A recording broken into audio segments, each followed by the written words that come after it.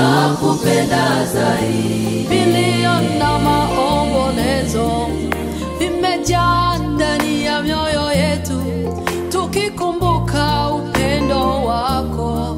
Nenda, nenda, nenda salama. Nenda salama, mpendwa wetu, tulikupenda lakini Mungu kakupenda zaidi.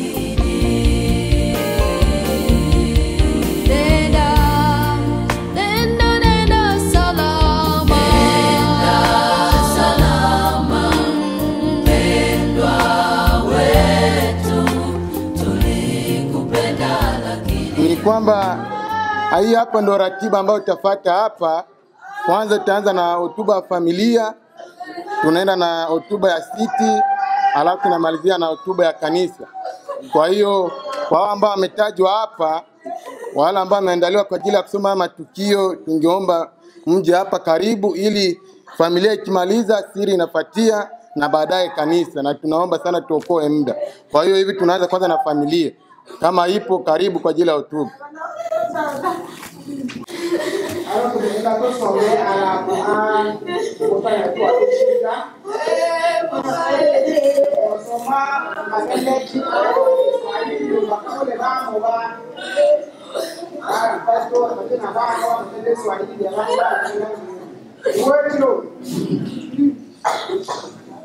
Hotuba ya maisha ya marehemu. Marehemu aliitwa Maalo Fariala Kisamu, wa jamaa ya Bashinyaka Bashimwenenga, nyumba ndogo ya Bashimbandama. Baba wa marehemu aliitwa Fariala Chibia Maalo. Mama wa marehemu aliitwa Angelani Waluta, mtoto wa Luta wa jamaa la Bashiminji Bashilocha, nyumba ndogo ya Bashesanda. Marehemu alizaliwa pa Abwale katika lokalite ya Bashilocha tarehe 26 mwezi wa 3 mwaka wa 1960. Elimu. Marehemu alisoma hadi darasa la 4 la sekondari kwenye shule la Mwanga Uvira. Kazi. Marehemu alifanya biashara vidogo vidogo. Ndoa. Marehemu alioa wake wawili. Mke wake wa kwanza anaitwa Selina Ababele na Mwenge, mtoto wa Mangelwa wa jamaa ya Basango. Mke wake wa pili anaitwa Apendeki Idi, mtoto wa Idi Itolelo wa jamaa ya Babungwe, nyumba ya Bashisobe Bashimabelwa. Kuzaa. Kwa mke wake wa kwanza alizaa watoto 5. Kati yao mwanamke mmoja, wanaume 4. Kwa mke wake wa pili alizaa watoto 10. Kati yao wanawake 7, wanaume 3. Jumla marehemu alizaa watoto 15. Kati yao wanawake 8, wanaume 7. Watoto walio hai mpaka sasa ni 13. Kati yao wanawake ni 9 na wa kiume ni 4. Watoto waliofariki ni 2, wote hao ni wanaume. Wajukuu. Marehemu ameacha wajukuu 12.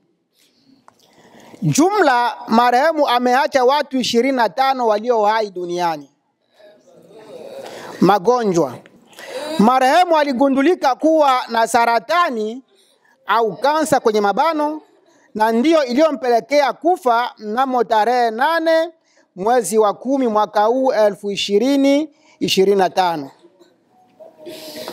Majira ya saa 8 na dakika 47 mchana. Marehemu kwa jumla ameishi miaka 65 duniani. Jamaa la Bashimnyaka Bashimwenenga linawashukuru wote kwa kuungana nasi katika muda huu wa huzuni. Asanteni. Mwabyo ni wechilonge ine iyelombochi yenomboka ya forofu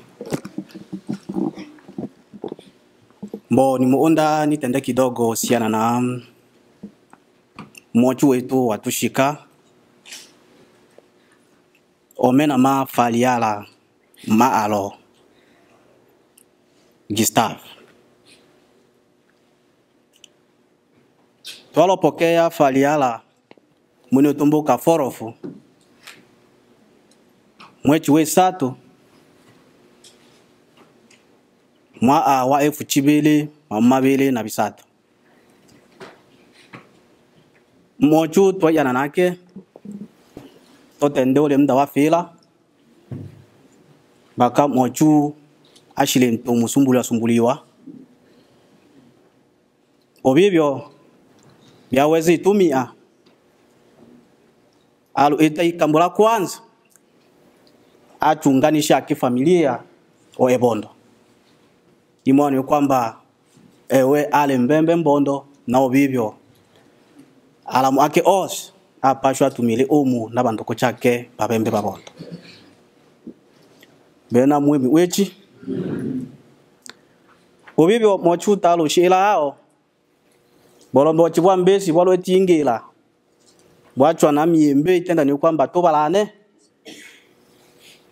mochucho eonga luimana niyo ibalero ino tuchobo cha sensa eonga na rose shake familia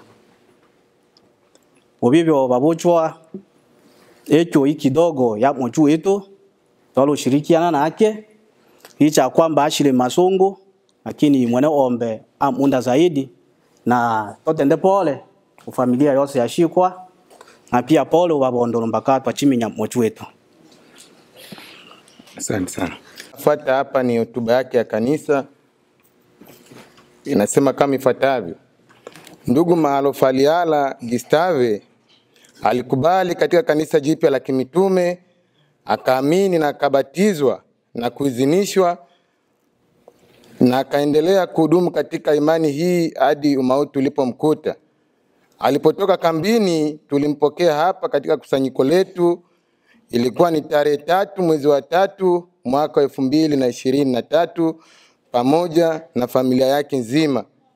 Ndugu huyu alikuwa mfano wa kuigwa katika imani, japo madhaifu na magonjwa ambayo alikuwa akiyapitia, lakini alipokuwa akipata wafadhali alikuwa akijitogeza kanisani. Kwa hiyo kama kanisa na sisi tunatoa pole na Mungu aweze kumrehemu na aweze kufariji familia yote ambayo ijali. Unisikie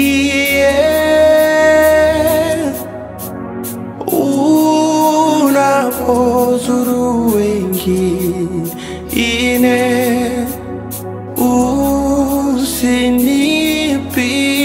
usinipite. Katika jina la Mungu Baba, Mwana na Roho Mtakatifu. In the name of God, the Father, the Son, and the Holy Spirit. Baba mwema wa mbinguni, Heavenly merciful Father, tunakuja mbele zako katika asubuhi ya siku ya leo. We come before you this morning na huzuni kubwa, with heart filled with sorrow, tukijua kwamba kwako tutaweza kupata suluhisho, knowing that to you we will have a solution. Tunakushukuru kwa kuweza kutuamsha mara tena siku ya leo kuweza kupatikana sehemu hii. We thanks because you wake us up this morning and to be in this place. Tunashukuru kwa sababu uliweza kujua kwamba siku ya leo tutakuwa sehemu hii. We thanks because you knew that this day will come. Kwa sababu kwako jana ni leo na kesho ni leo. Because to you yesterday is today and tomorrow is today. Wewe ndiye ambaye umeweza kutuumba na kuweza kutufanya kwa mfano wako. You the one who created us.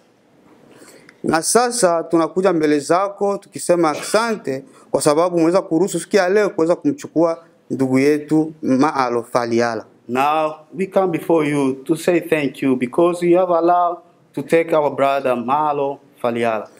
Kama vile binadamu mioyo yetu imevunjika. As human, our hearts are broken. Nasi tunahitaji faraja kwako. And we seek your compassion. Njoo kwa maana njoo na ututumikie. That's why we ask for you to come and walk with us. Ili kupitia neno lako mara tena tuweze kupata fariji kutoka kwako kwa sababu wewe ndio mfariji mkuu. So through your words we can have compassion because you are the one who compassionated people. Vile vile hatuchoki kukumbuka familia. Also we remember the family. Uwe pamoja nao katika kipindi ambacho wanapitia magumu. Be with them during this hard time. Tunakuomba katika muda huu tuunganishe na maombi ya walioko tu viongozi. We ask to be united with those who are before us. Wanajua katika muda huu tuko sehemu hii. They know at this time we are here. Maombi yao zikuwa msaada kwetu. Their prayer should be helpful to us. Ili tuweze kuunganishwa na utume. So that we can be connected with the apostolate. Utumishi pekee ambao umeweza kutupatia kwa ajili ya kutuandaa kwa mabibi harusi. The only ministry that you gave us to prepare us to be the bridegroom of Christ. Ndio kwa maana uweze kufikisha muda na mtume Yesu Kristo. That's why we ask to shorten your time and send Jesus Christ. Na uweze kutukubali neema yako. And accept us in your grace.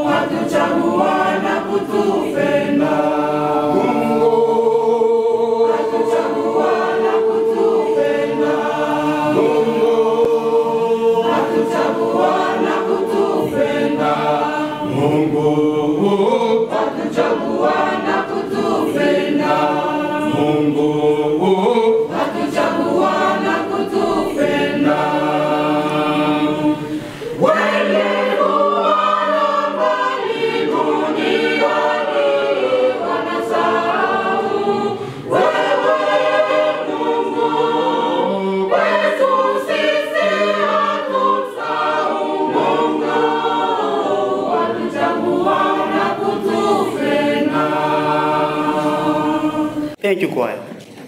Wapendwa ndugu zangu na dada zangu katika Kristo, My dear brother and sister in Christ, wapendwa waombolezaji, those who are mourning. nafsi ya Baba yetu wa mbinguni nasema karibu nyumbani mwa Mungu asubuhi siku ya leo. The Spirit of God says, welcome this morning. Kama vile muumini wa kanisa jipya la kimitume naumia sana. As a believer of a New Apostolic Church, I'm very hateful. Kwa sababu nimeondokewa na ndugu katika Kristo, Because I'm left with a brother. pia sio tu ndugu katika Kristo, alikuwa kama vile mzazi wangu kiumri.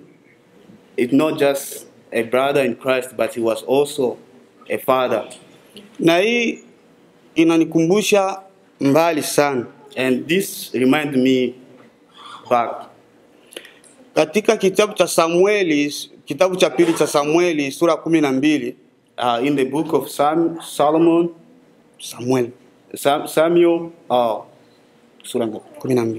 chapter 12, Kuna historia ya Daudi anaomboleza mtoto wake. there's a story of David mourning his child. Mtoto aliumwa kama kawaida, The child was sick, na Daudi alijikita kuomba usiku na mchana ndani ya siku 7. and David prayed for 7 days. Lengo la kuomba ilikuwa kumuomba Mungu amsaidie mtoto wake apone. The goal of praying was so God can help the child to feel better again. Na ilimlazimu kurarua kuchana manguo, And that put David to tear out his clothes. alijinyanganya kutokula kwa siku. He didn't eat for some days. Kufika siku ya 7 ule mtoto akafa. But on the 7th day, the child died. Wale watumishi wake wakakuwa wanajisikia tutamwambia sasa shefu aye kama mtoto wake anakufa. And the servants were afraid to give the chief the message. Kwa sababu waliangalia gisi alikuwa anateseka, sasa tukimwambia hii habari itakuwaje?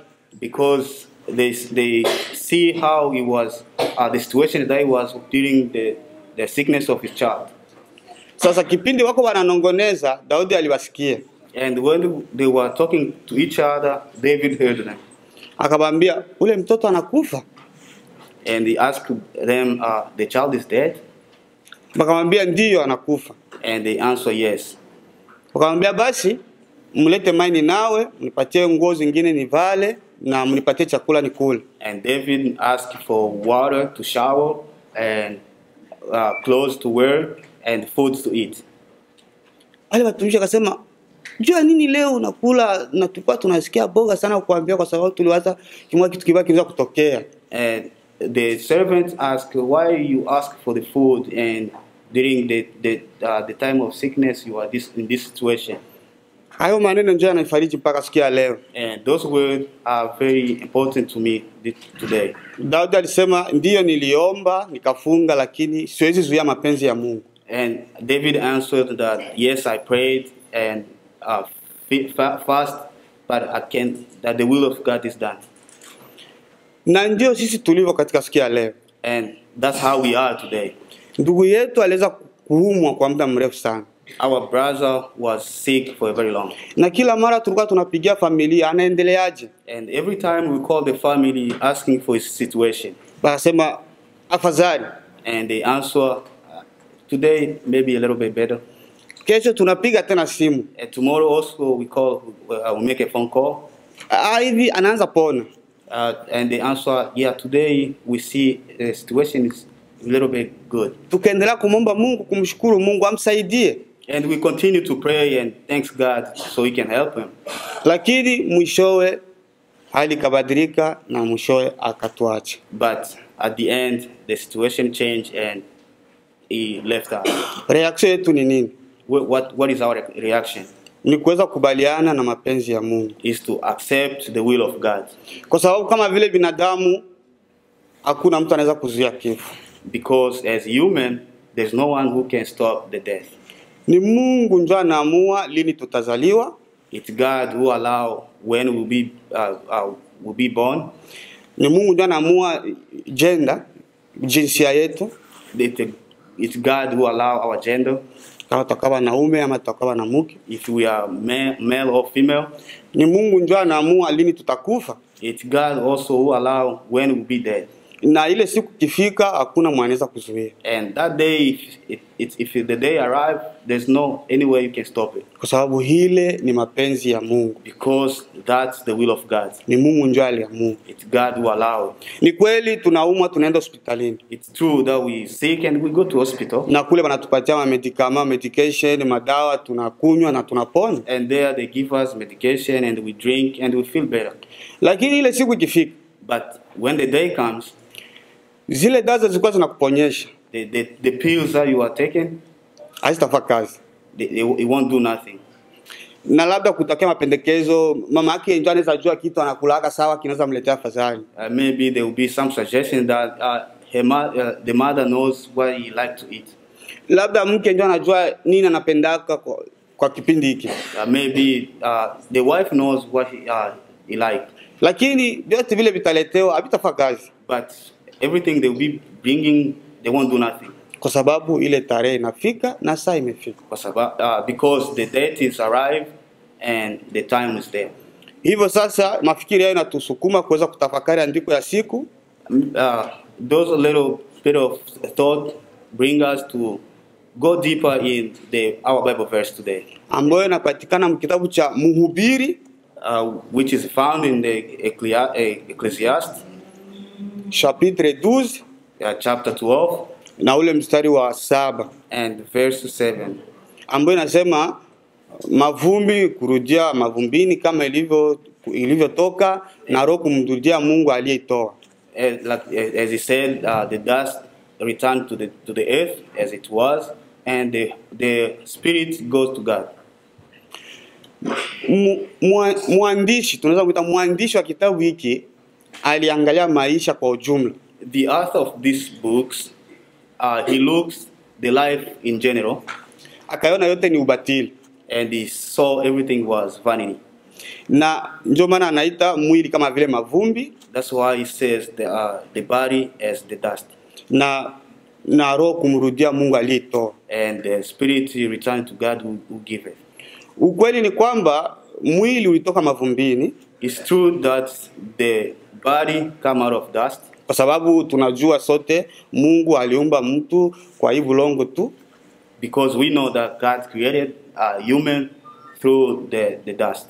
Na baadaye kilikuwa tu kistatiki fulani, baadaye kupumua ile pumzi yake ya uhai ndio mtu akakuwa mtu. And later on it was a statue, but when God put his breath of living, and then there was a human. Lakini kipindi hawakumtii Mungu, but when they disobey God, Mungu ndio akawaambia, and God told them kwamba mavumbini ulitoka, and he told them that into the dust you come, na huko ndio utarudia, and there you will return. Sasa tushajua kwamba siku moja hii mwili itarudia ile sehemu ilitoka. So we know that this body will return where it come from, kama jinsi ninavyoongea katika andiko letu la Biblia, as it says in our Bible verse. Nini tunapatikana kufanya?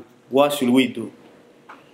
Wapendwa ndugu zangu na dada zangu, my beloved dear brother and sister, sasa tunayo tumaini, we have hope, kwa sababu Mungu alimtuma Yesu kuja kutufia, because God sent Jesus Christ to die for us, ili kila yule amwaminie asipotee, bali awe na uzima sasa wa milele. So that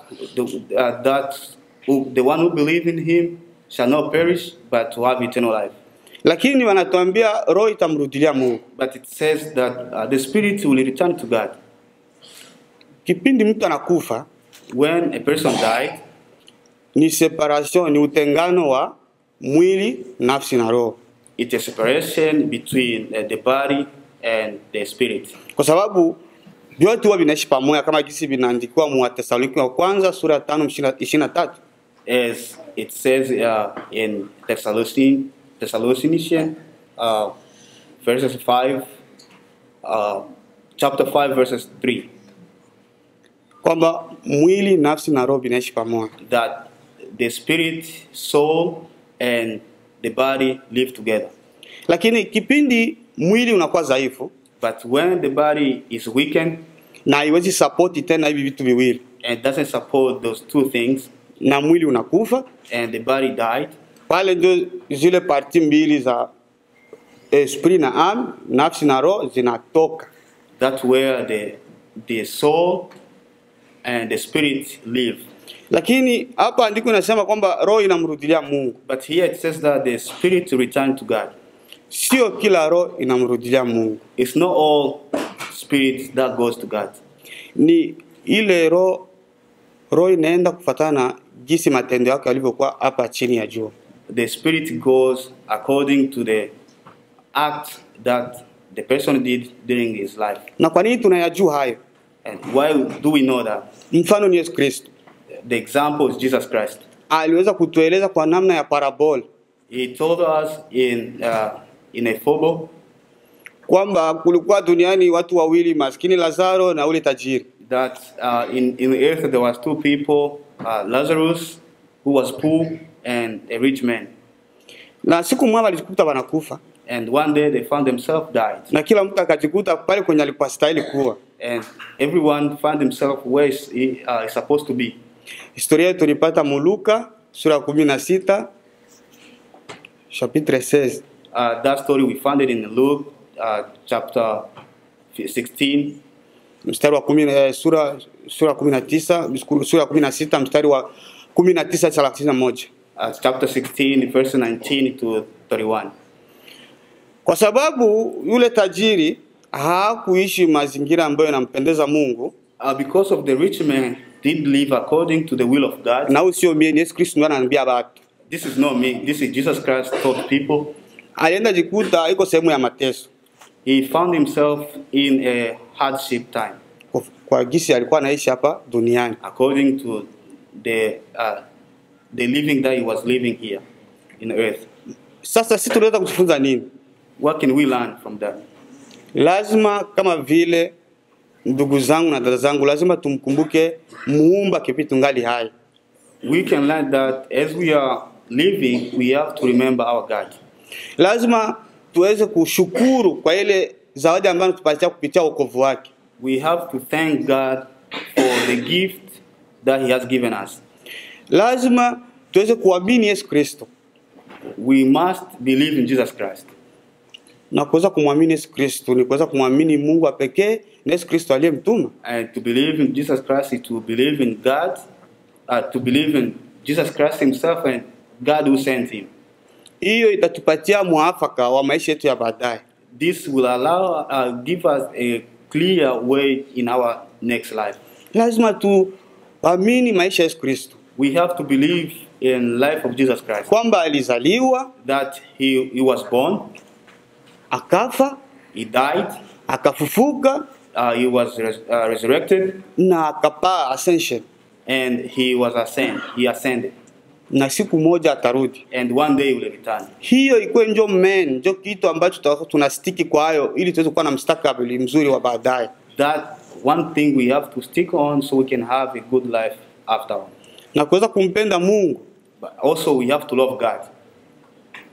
Na kuweza kumpenda jirani yetu kama nafsi zetu. And also to love our neighbor as we love ourselves. Kwa sababu Yesu Kristo anasema tukimpenda tutazishika amri zake. Because Jesus Christ said if we love him, we will keep his commands. Na kati ya amri zake ni kumpenda Mungu na kumpenda jirani. And in his commandment are to love God and to love your neighbor. Na jirani ni nani?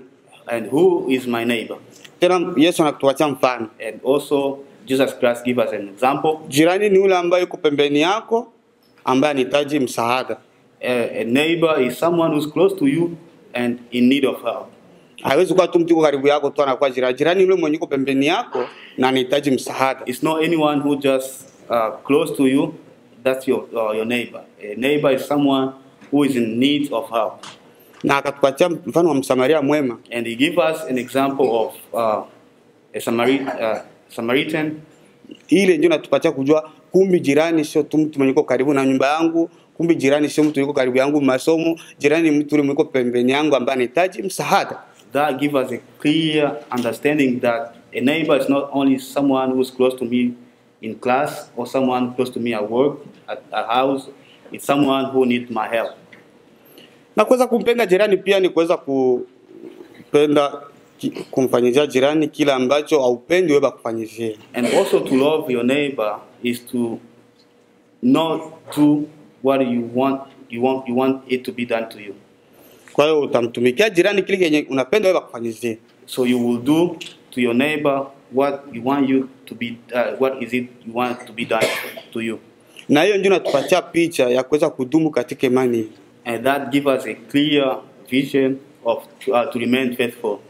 Ndugu yetu Malo Faliala, our brother Malo Faliala, aliyatenda. He did that. Sio tu kwa maneno, not only through words, lakini kwa vitendo, but also in acts. Kwa sababu aliamini Yesu Kristo, because he believed in Jesus Christ, akabatizwa, he was baptized, akaizinishwa, he was sealed, na aliendelea kupokea sakramenti za nyumbani ya Mungu kama vile ushirika mtakatifu. And he continued to receive sacrament in God's house. Na hata kama alikuwa kipindi iko na matatizo, alijitahidi kipindi iko na fadhali, alienda nyumbani mwa Mungu. Even though he was in a hard time, he tried himself to go to church. Na kupitia hiyo tupatie mfano sisi pia kuweza kudumu kama vile alivyofanya. Through that, we can have an example as he did. Lazima tumkumbuke Muumba wetu kipindi tungali hai. We have to remember our Creator when we are alive. Lazima tumpende Mungu na kumpenda jirani yetu. We must love our God and love our neighbor. Ili Yesu Kristo atakapokuja, And when Jesus Christ come, atatuambia nilikuwa mgonjwa ulinitembelea. he will tell us, I was sick, you come to see me. Nilikuwa na njaa ukanipatia chakula. I was hungry, you give me food. Na tutamuuliza ilikuwa siku gani? And we will ask, when was that? Atatuambia kipindi mnifanyizia ule brother wako ulikuwa unifanyizia mimi. And he will answer, the time that you did that to your brother, you did it to me. Na hapo tutakuwa mfurahi milele pamoja naye. And that will be a joyful forever with him. Na hapo tutasahau hii yote matatizo ya dunia. And we will forget all this hardship of earth. Kwa sababu tutakuwa mtukufu pamoja naye. We will be in his glory. Amen. Amen. Next step ni kuruhusu watu kuya nani mwili, na baada ya hapo tutaenda malaloni. We allow the caskets to be open so people can come and look the body and go straight to the car, so we can go to the cemetery. Asante. Thank you.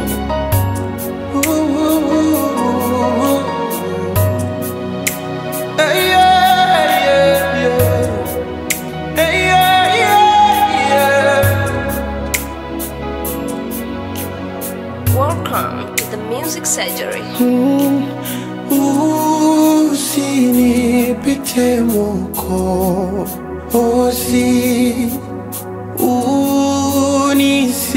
unisikie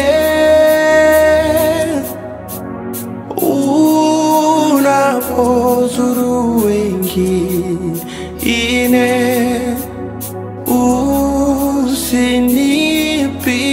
usinipite. Usinipite Mwokozi, unisikie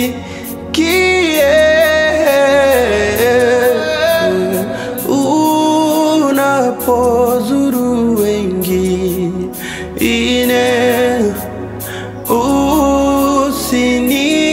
usinipite.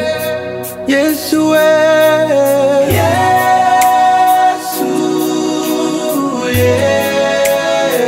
nakuita Baba, unisikie. Baba, unapozuru wengine,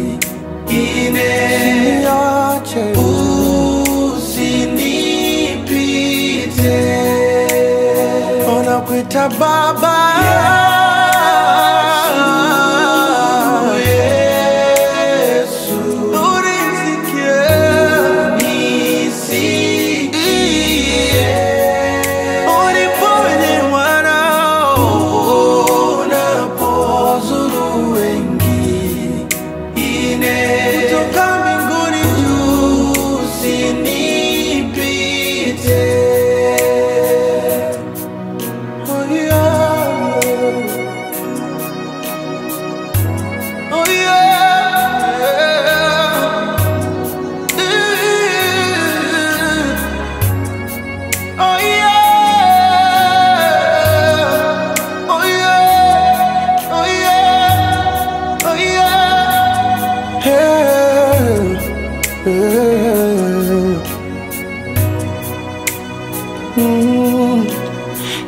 kiti chako cha rehema na kitazama,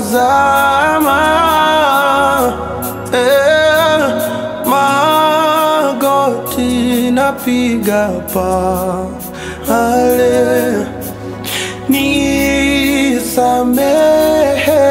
nisamehewe. Haleluya, sina kutegemea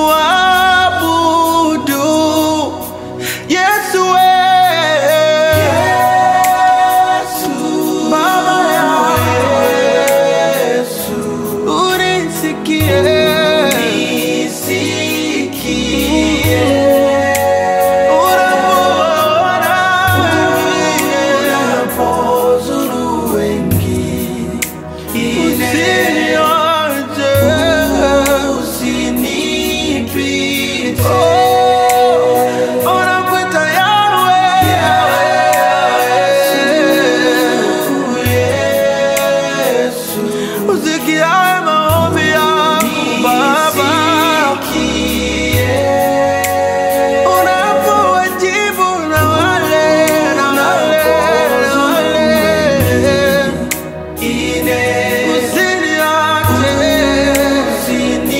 usinipite, umfariji peke yako, sina mbinguni wala duniani pale Bwana mwingine. Yesu wangu wewe, Yesu wewe, unisikie maombi yangu Baba, unapotizama wengine,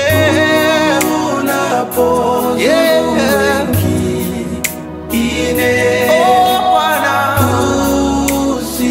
usinipite, mimi nakuita Yesu, Yesu wangu, usikie maombi yangu, unapoponya wengine, nigange moyo, nigange moyo, nigange moyo, usinipe. Hili limeniliza sana, hili limeniumiza sana, awamu hii nimeumia sana. Mungu wangu nisaidie, mbona umeniacha sana? Katika hili nimeumia sana, nakiri na kuhitaji sana. Mungu wangu nisaidie. Ungeniuliza singekubali mimi, mpendwa wangu nimwache aende, rafiki yangu kipenzi aende. Mungu hapana, kwangu si sawa.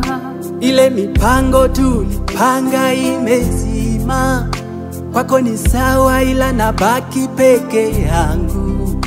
Nitafanyaje? Nimeachwa peke yangu. Mungu hapana, kwangu si sawa. Ila naelewa Mungu, kazi yako haina kosa, na kushukuru kwa yote, mapenzi yako yatimizwe. Hili limeniliza sana, hili limeniumiza sana, awamu hii nimeumia sana. Mungu wangu nisaidie, mbona umeniacha sana? Katika hili nimeumia sana, nakiri na kuhitaji sana. Mungu wangu nisaidie. Japo nawaza nafarijika Bwana, kwamba kunayo siku tutakutana naye, ile subuhi njema uloiweka pale kwa watu wanaokuamini Yesu. Nitie nguvu Baba, nimechoka, moyo unauma, nimechoka. Nisaidie Baba, nimechoka, peke yangu mimi siwezi. Tufundishe Mungu wetu kuhesabu siku zetu, japo dhoruba na shida, tusichoke kukutumikia. Hili limeniliza sana, limeniliza Baba, hili limeniumiza sana, nimeumia awamu hii nimeumia sana. nisaidie. Mbona nahisi Mbona umeniacha sana, umeniacha sana, hili nimeumia eh, sana. nimeumia Nakiri na kuhitaji sana, Mungu wangu nisaidie. Hili limeniliza sana, hili limeniumiza sana. Awamu hii nimeumia sana, Mungu wangu nisaidie.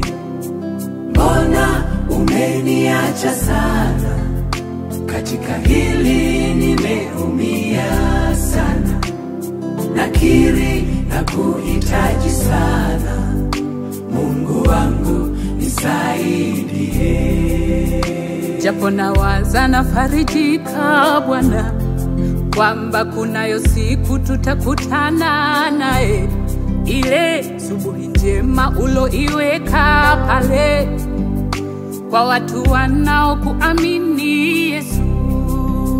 Nitie nguvu Baba, nimechoka, moyo unauma, nimechoka.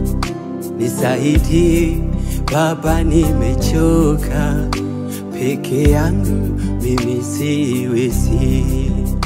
Tufundishe Mungu wetu kuhesabu siku zetu, japo dhoruba na shida, tusichoke kukutumikia.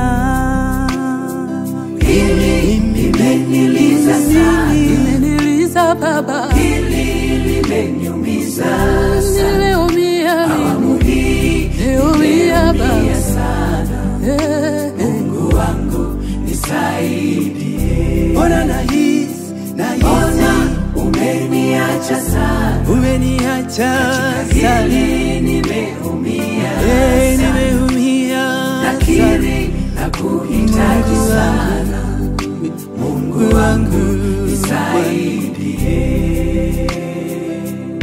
Mtu wa watu huyu, mwenye upendo huyu, mpatanishi huyu, kaenda vipi tena? Mtu wa watu huyu, mwenye upendo huyu, mpatanishi huyu, kaenda vipi tena?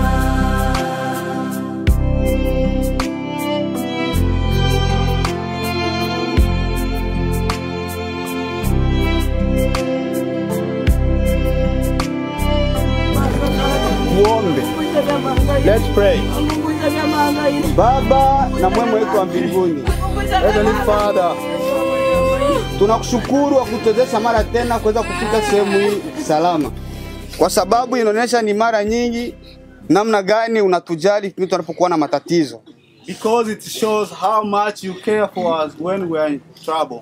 Sasa tunakuomba katika muda huu uwe pamoja nasi. We ask to be with us at this moment, ili tuweze kuanza na amani, so we can start with your peace na baadaye tumalize na baraka zako. and finish with your blessing.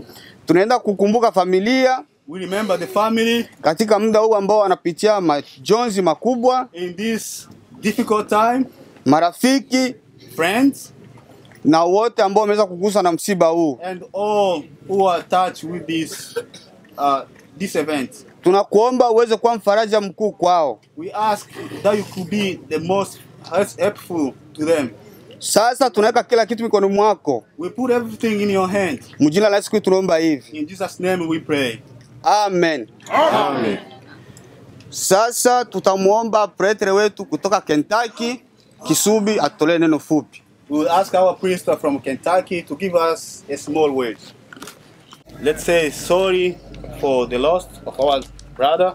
Lakini kwa yote ambayo tumefarijiwa pale kanisani ni mwendelezo tu wa kuweza tu kuyatafakari. But everything that we heard when we were in sermon, it's everything that we have to think about. Na muda huu mniruhusu niweze kunua fikiri katika kitabu cha Kumbukumbu la Torati. But at this moment, allow me to read you a Bible verse out of the Deuteronomy.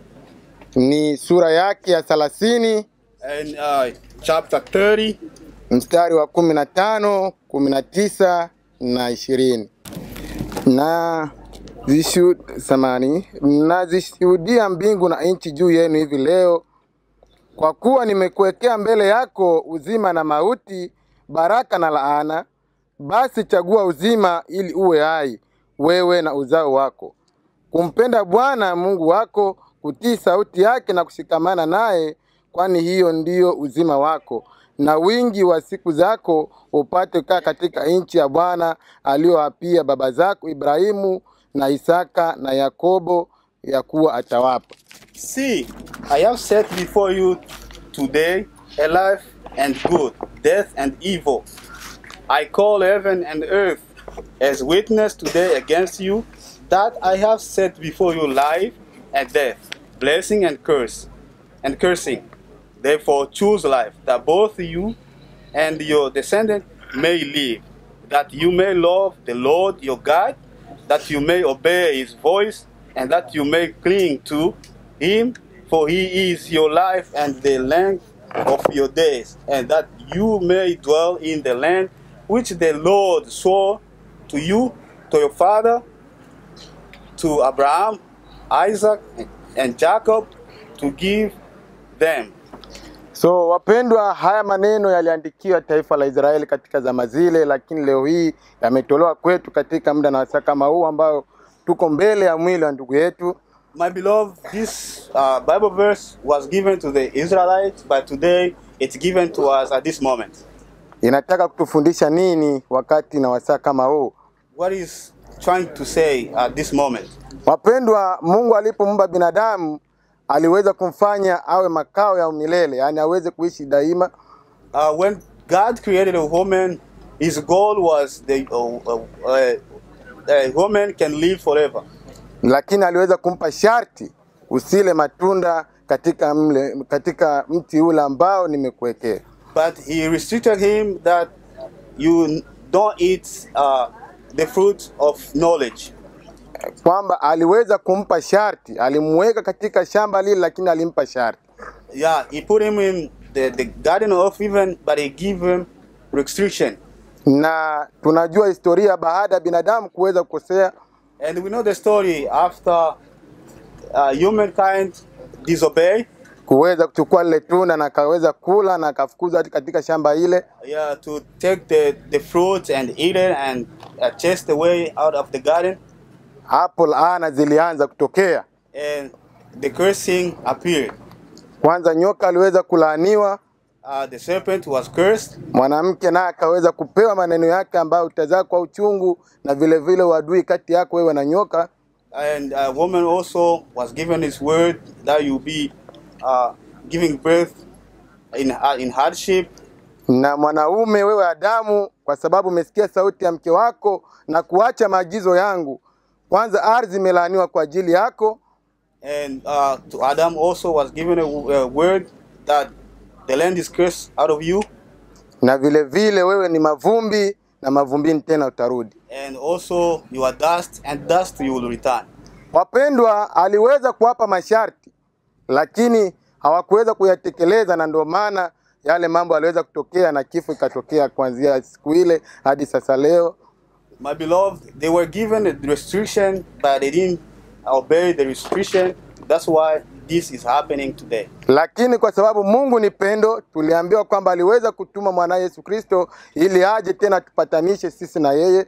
But as we were told that God is love, he sent his son so he can put us in a relationship with God.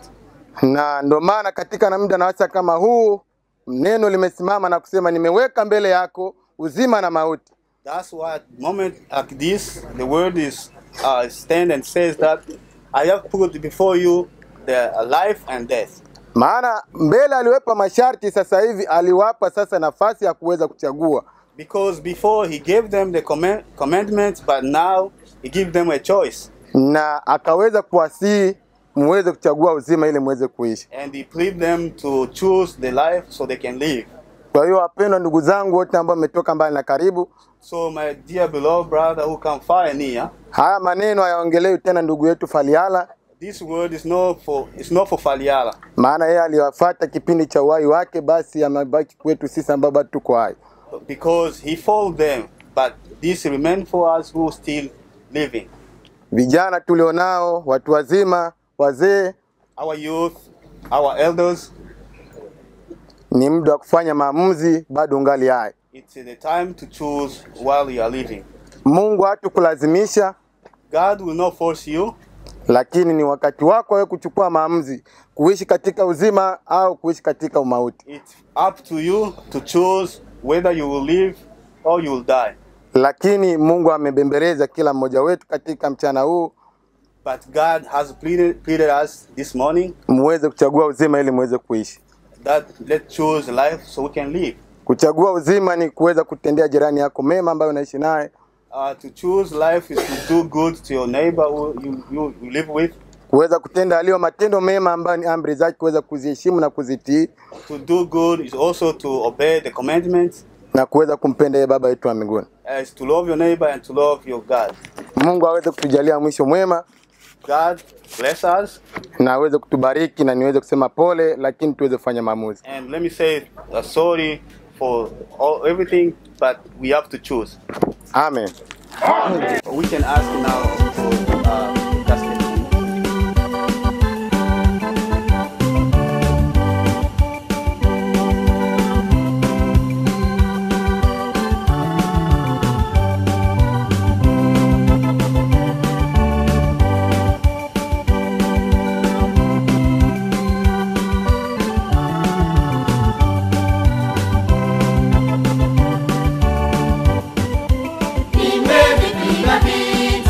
Nimevipiga vita vilivyo vizuri, nimevipiga vita vilivyo vizuri. Mwendo nimeumaliza, mwendo nimeumaliza, mwendo nimeumaliza, imani nimeilinda. Mwendo nimeumaliza, imani nimeilinda. Mwendo nimeumaliza, imani nimeilinda.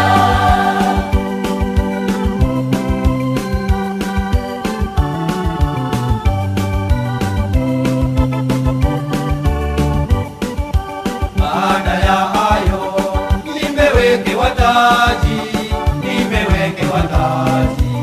taji ya ahadi.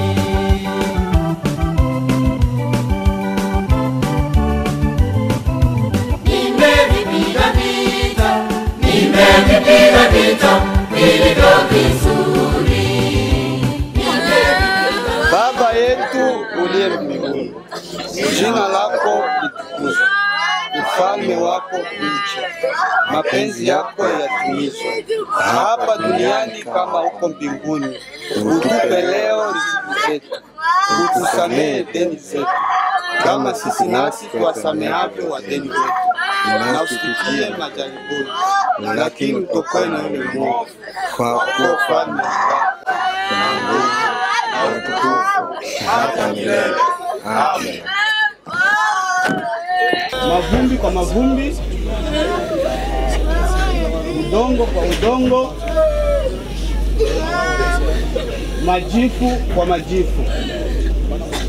Sasa ninapeana mwili uliotolewa roho kwa udongo na maneno. Udongo kwa udongo, vumbi kwa mavumbi, jifu kwa majifu. Lakini nafsi na roho zinaiamuru kwa upendo wa Yesu Kristo, zitunzwe mpaka kufufuka kwa uzima wa milele. Amen. Amen. Bwana atakulinda na utokapo na uingiako, hata sasa na hata milele. Amen. Amen. Tuombe. Tunakushukuru Baba Mwenyezi wa mbingu na nchi, kwa sababu tumeweza kuanza na utukufu wako na hivi tutamaliza na baraka zako. Tunakushukuru kwa sababu wewe ni Mungu wa mapendo. Umeweza kutupenda kabla misingi ya ulimwengu kuweza kuumbika, kuweza kutuchagua na kuweza kuwa wana wa nyumbani mwako. Sio kwamba tulistahili, lakini ni kwa neema yako ndio maana gisi tulivyo. Sasa Mweza kumbingu, tunakuomba uwe pamoja nasi. Tunaweka mkutano huu mikononi mwako, kwa sababu wameweza kutoka mbali na kuweza kufika sehemu hii kwa ajili ya kusindikiza mwili wa ndugu yao. Ndio kwa maana uweze kuwasaidia na kuweza kuwabariki, ili wote ambao wameweza kulitoa kwa ajili ya kufanikisha muda huu uweze kuwapatia hayo na kuweza kuwabariki.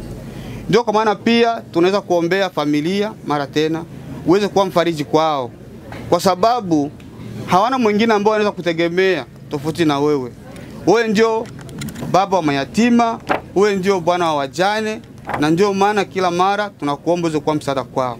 Uweze kuziba pale ambapo wanaweza kuweza kupunguka, ili wasiweze kujihisi umbali na wewe, bali uweze kuruhusu waweze kuishi baraka zako, uweze kuruhusu waweze kuishi uwepo wako karibu nao, na kila mara uwasaidie waweze kukua katika imani, pendo na tumaini ya kurudi kwa mwana Yesu Kristo.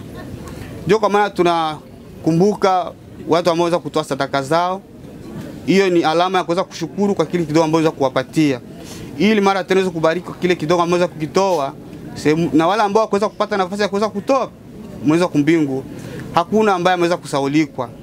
Uweze kuwabariki ili nafasi nyingine ikitokea waweze kutoa.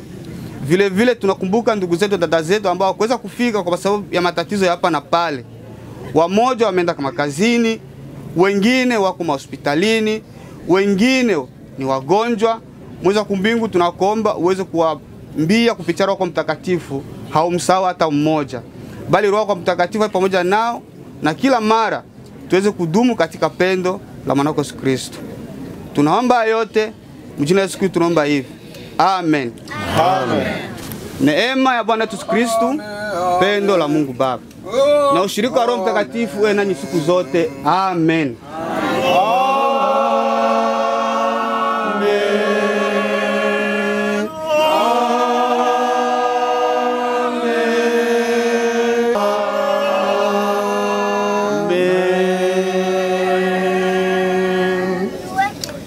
Asante. Kwa niaba ya kanisa tunashukuru nyote ambao mweza kujitolea kwa nafsi na mili yenu kwa kutembea mbali na karibu kwa ajili ya kuja kusindikiza mwili wa ndugu yetu. Tuseme tena pole, lakini sote tunamtegemea Mungu, kwa sababu sote tunahitaji msaada wa kuweza kufarijiana na kuweza kufarijiwa. Zaidi yote ikipata nafasi na wapigeni asante. Nitawaomba waje sasa wafukie, lakini tutalomba tusogee kidogo ili tuachie sehemu, na baada ya kila kitu ndio tutakaribisha familia. Mwendo nimeumaliza, mwendo nimeumaliza, mwendo nimeumaliza, imani nimeilinda. Mwendo nimeumaliza, imani nimeilinda. Mwendo nimeumaliza, imani nimeilinda.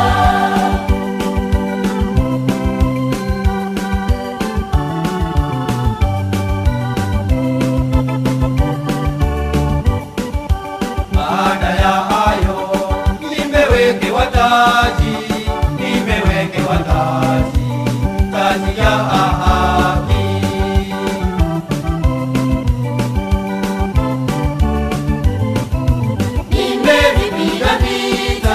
Nimevipiga vita vilivyo vizuri. Nimevipiga vita vilivyo vizuri. Mwendo nimeumaliza, imani nimeumaliza. Mwendo nimeumaliza, imani nimeilinda. Mwendo nimeumaliza, imani nimeilinda. Mwendo nimeumaliza, imani nimeilinda.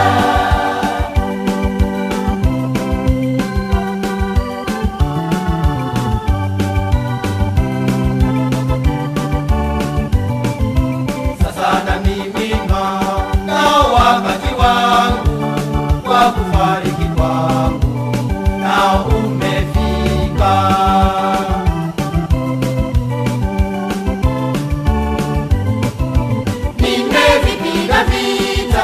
Nimevipiga vita vilivyo vizuri. Nimevipiga vita vilivyo vizuri. Mwendo nimeumaliza.